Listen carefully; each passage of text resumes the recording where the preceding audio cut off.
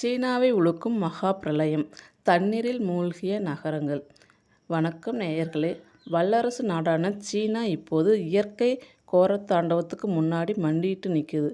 ஆமாங்க, சீனாவில் இப்போ பெய்து வர்ற வரலாறு காணாத மகா மழையால் பல நகரங்கள் மொத்தமாக தண்ணீருக்குள் மூழ்கி பெரும் வெள்ள அபாயம் ஏற்பட்டிருக்குது.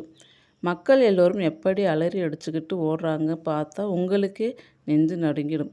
விஞ்ஞானிகள் என்ன சொல்கிறாங்கன்னா, உலகத்தில் ஏற்பட்டிருக்கிற இந்த தீவிரமான பருவநிலை மாற்றம்தான் சீனாவோட இந்த நிலைக்கு காரணம்னு எச்சரிச்சிருக்கிறாங்க. இந்த வெள்ள பாதிப்புனால சீனாவோட பொருளாதாரம் மட்டுமல்லாமல் அங்கிருந்து வரக்கூடிய சர்வதேச ஏற்றுமதியும் கடுமையாக பாதிக்கப்பட்டிருக்கு.